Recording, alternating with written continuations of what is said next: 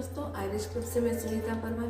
दोस्तों, एक बार एक सेवक जो कि मंदिर की सेवा किया करता था, उसने भगवान की मूर्ति की तरफ देखकर कहने लगा कि भगवान, आप कितने दिनों से सालों से वहाँ खड़े हैं, आप बोर हो गए होंगे। मेरे पास एक आइडिया है, क्यों नहीं एक बार ऐसा करें कि आप एक दिन के लिए मेरी ज़िंदगी जियो और मैं आपकी ज़िंदगी जीता हूँ।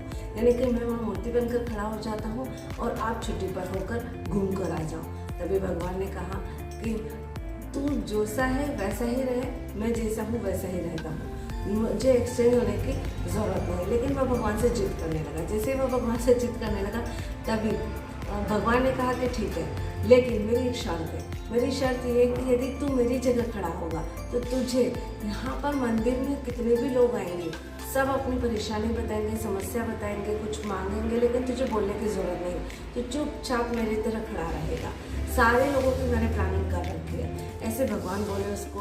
उसने कहा ठीक है, वो मान गया और भगवान छुट्टी पे चले गए एक दिन के लिए और वो मूर्ति बनकर खड़ा हो गया। जैसे ही वो मूर्ति बनकर खड़ा हुआ, वहाँ पर एक बिजनेसमैन आया और बिजनेसमैन ने आके अपना माथा टेका। माथा टेकते टेकते वो बोला कि हे भगवान, मैंने एक अच्छी फैक्ट्री खोली है, तो आप उस पर कृपा करना और उसमें अच्छी इनकम देना। जैसे ही उसने ये बोला और माथा टेक कर खड़ा हुआ, उसका पर्स गिर गया।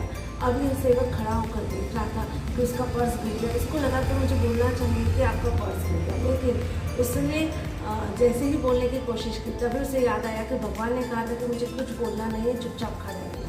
वो चुपचाप खड़ा रहा, वो बिजनेसमैन चला गया। उसके बाद एक गरीब व्यक्ति आया। गरीब व्यक्ति आया और उसने भगवान से कहा कि हे भगवान, मेरे घर की स्थिति बहुत ख़राब है और मैं बहुत परेशान हूँ, मुझे अपने बच्चे के लिए दवाई लेकर जाना है, कुछ ऐसी व्यवस्था कर कि मेरे पास दवाई के पैसे आ जाए। और उसने 1 रुपया ऐसे करके भगवान के गले में डाला। जैसे ही उसने डाला, वो माथा टेक कर उठने लगा। तभी उसे वो पर्स दिखा। उसने पर्स उठाया और भगवान को बोला कि हे भगवान, तुम्हारा बहुत बहुत धन्यवाद कि तुमने मेरी व्यवस्था कर दी। यह बोल के वो वहाँ से चला गया। अब इसके बाद एक तीसरा व्यक्ति आया जो कि जहाज चलाता था। वो आकर उसने भगवान से प्रार्थना की कि हे भगवान, मैं 10 दिन के लिए बाहर काम से जा रहा हूँ और समुद्र में मेरा जहाज रहेगा और 10 दिन तक मैं समुद्र में ही रहूँगा। भगवान, मुझ पर कृपा करना। ऐसे कहकर वो जैसे ही जाने लगा, वहाँ पर बिजनेसमैन को पता चला कि मेरा पर्स नहीं है। वो वहाँ पर पुलिस को लेकर आ गया और उस जहाज वाले व्यक्ति को पकड़ लिया। अब जहाज वाले व्यक्ति को पकड़ा, तब उस सेवक को ये मन कर रहा था कि अब मैं बोलूँ कि ये पर्स इसने नहीं, किसी गरीब ने लेकर गया है। तभी उसने रहा नहीं गया और उसने पुलिस वालों से कहा कि पर्स वो गरीब चोर कर ले गया है, ये नहीं। तो जहाज वाले को छोड़ दिया और गरीब को घर जाकर उसको पकड़ लिया। अब जैसे ही वह उस गरीब को पकड़ा और वह वापस अपनी जगह जाकर खड़ा हो गया। क्यों? क्योंकि भगवान की बात तो हर व्यक्ति मानता है।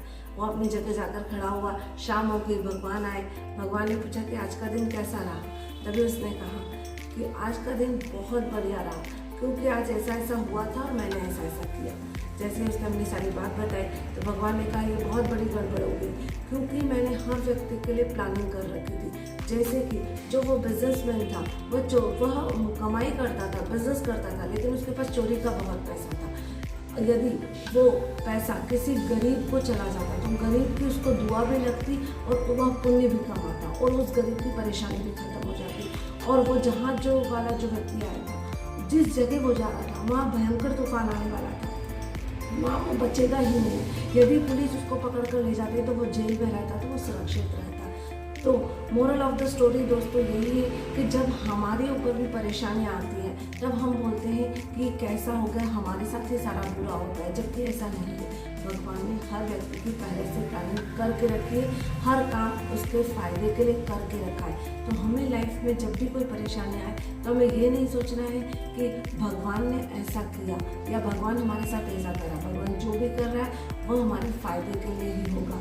इसलिए हमें परेशानियों से घबराना नहीं है, यही सोचना है कि जो हो रहा है अच्छे के लिए हो रहा है, कहीं ना कहीं इसमें हमारा फायदा है।